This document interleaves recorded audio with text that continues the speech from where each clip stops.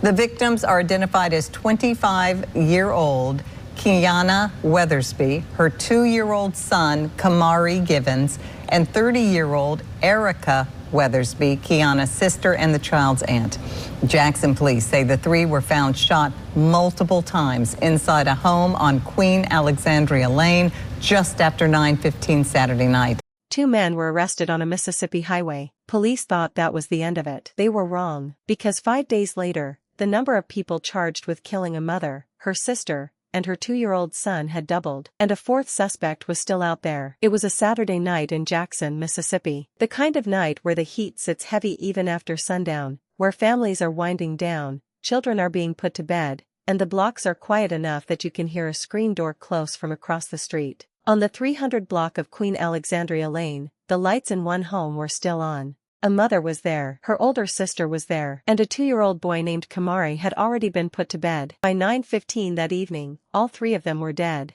Allie Joe, we did drive down Queen Alexandria Lane yesterday, and I mean, if you drove down there, you would never be able to tell that a mother, her toddler, and another woman were shot and killed there Saturday night. I mean, there was no crime scene tape anywhere, and it just seemed like everyone was going about their normal day. And here at JPD, they tell us that they're still searching for a suspect. They also tell us that the victims were 30 and 26 years old, and the toddler was just 2 years old.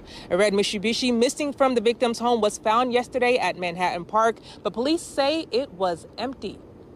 Whoever did this is an absolute coward and is probably the most vilest of human beings. You kill a toddler. And Allie Joe, while many neighbors did not wish to speak with me on camera, which is understandable, one person who lives near the victims did tell me the killings left people in the neighborhood shaken. They say the violence in the city is getting way too close to home, and they wish people would resolve their problems by talking more. Other neighbors did tell me that they initially thought the gunfire was fireworks because they say shootings like this rarely happen in their neighborhood. And Allie Joe, here at JPD, they have not released the victims' names or have released a possible motive. Again, they say they're still searching for a suspect. When the first officers arrived, they did not find a robbery gone wrong. They did not find signs of a break-in or a struggle that had spilled in from the street. What they found was deliberate. What they found was calculated. What they found was the kind of scene that makes even experienced law enforcement stop and go, quiet. Because no amount of training prepares you for walking into a room where a 2-year-old has been shot in his bed. The police chief stood in front of cameras not long after. She did not soften it. She called the killer a coward.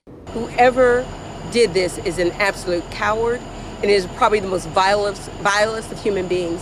You kill a toddler. That word did not sound like police language. It sounded like grief. 3 people, a mother, her sister, and a baby boy, gone. And the question that settled over Jackson that night was not just who did this. It was how. How does a child get shot in the one place he was supposed to be completely safe? What started as a search for one shooter would end with 4 people behind bars across 2 different states.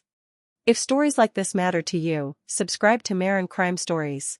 We cover these cases because the people inside them deserve to be remembered. Keyana Weathersby was 25 years old, a young woman doing the work of raising a son in a city that does not make that easy. Jackson, Mississippi has carried the weight of poverty, underfunded schools, crumbling infrastructure, and a violent crime rate that places it consistently among the most dangerous cities in the country. For a young mother inside all of that, every single day is an act of resilience. Keyana was doing that work. She was present. She was there for Camari. Camari Givens was her son, 2 years old. At that age, a child's entire world is whoever is in the room with them. Their mother's voice, a familiar face, the feeling of being held. Camari's world was Keyana, and on the night she needed another pair of hands, her sister was there. Erica Weathersby was 5 years older than Keyana, the older sister. The one who had seen a little more, done a little more, been through a little more. The one you call when things get hard. Erica was there that night on Queen Alexandria Lane. Not because anything was wrong, because that is what sisters do. They show up. This was a family. A mother, her sister, and a child, probably with the television on somewhere. The remains of dinner still in the kitchen, and a 2-year-old who had already been bathed and kissed goodnight. That image matters. Because what happened to them was not an accident of geography or timing. Investigators made that clear almost immediately. So on June 27, 2026, officers with the Jackson Police Department responded to a resident in a 300 block of Queen Alexandria Drive following reports of an aggravated assault. When we arrived, the officers located 3 deceased victims inside the house. The victims have been identified as Keyana Weathersby, her 2-year-old son, Camari Givens, and Keyana's sister, Erica Weathersby. During the initial investigation, detectives learned that the victim's vehicle, a red Mitsubishi Mirage, had also been taken from the residence. The vehicle was recovered over the weekend and is currently being processed with the assistance of the FBI as our investigators continue to collect and analyze evidence.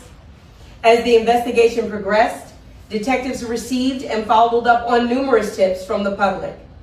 Earlier today, information was developed during the investigation that led the detectives to identify a vehicle that we believe to be connected with the homicide. Officers attempted to conduct a traffic stop at 18th and Maddox Road. However, the driver refused to stop.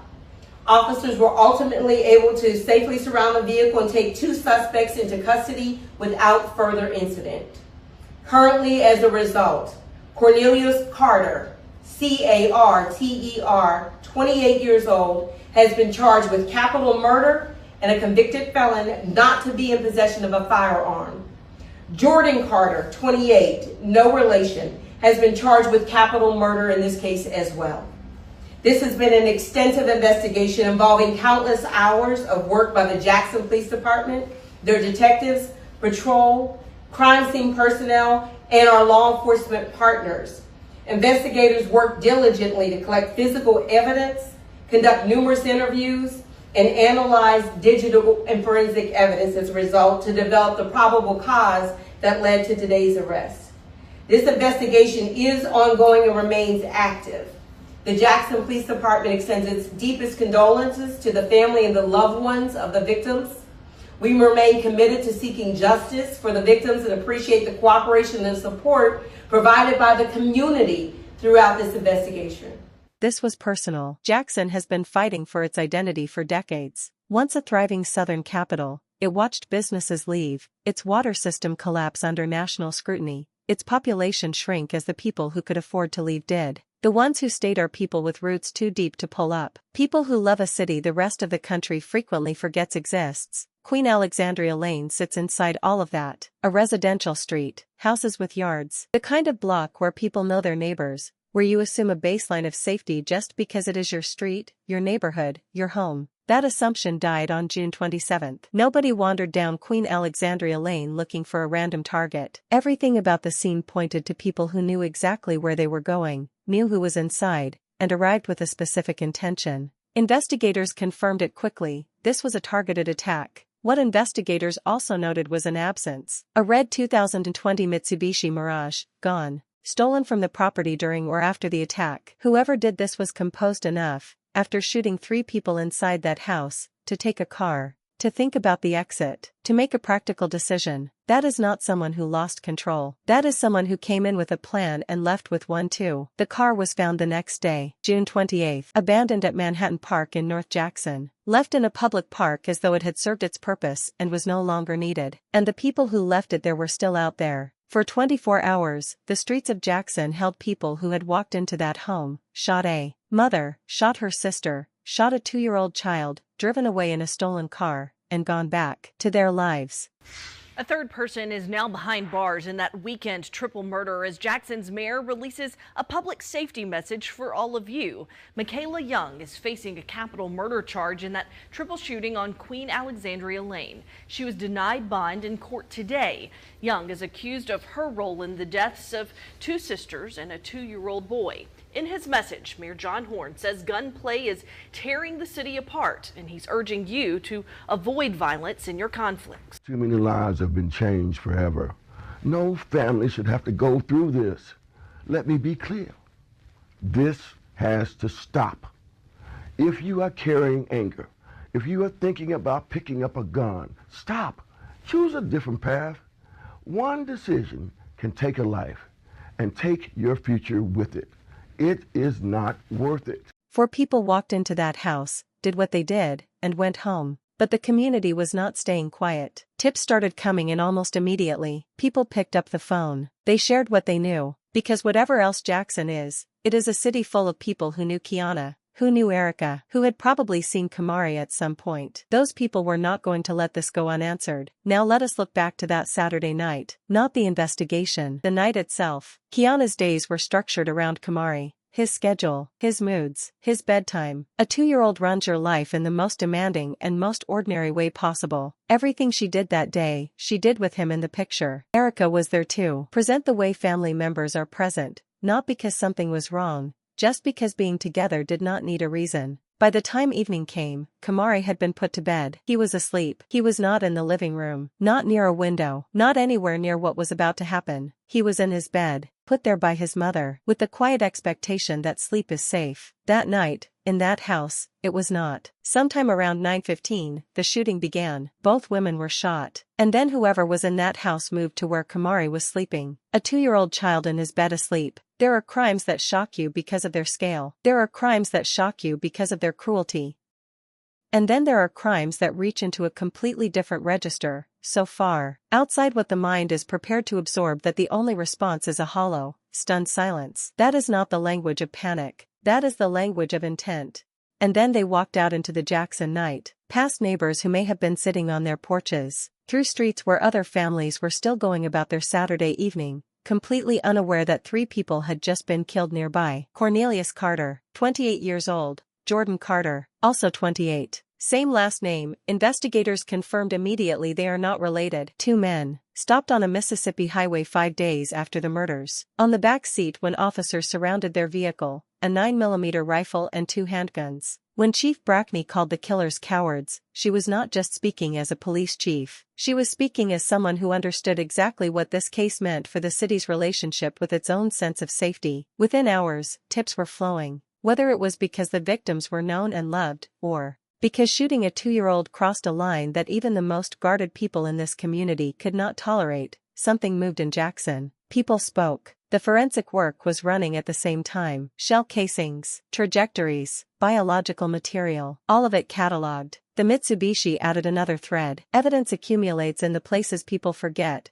especially when they are moving fast and convinced they got away with it. By June 29, 48 hours after the murders, the tips and the forensic threads had pulled tight enough to produce a target. Michaela Young was 25 years old. She did not go inside that house. According to investigators, she drove Cornelius Carter and Jordan Carter to Queen Alexandria Lane. She knew the intent. Investigators said she knew the purpose of the trip was robbery. She waited. When she heard the gunfire, she left, driving away without them, leaving the 2 men behind inside that house. She was arrested on June 30th and charged with capital murder under Mississippi's participation statute. She was denied bond. 3 suspects were in custody, but investigators had said from early in the case that additional persons of interest remained. On July 16, 2026, a 4th suspect appeared in a Hinds County courtroom. Devon Edwards had been located in Texas and extradited back to Mississippi. He was denied bond. 4 people now charged with the capital murder of Keyana Weathersby,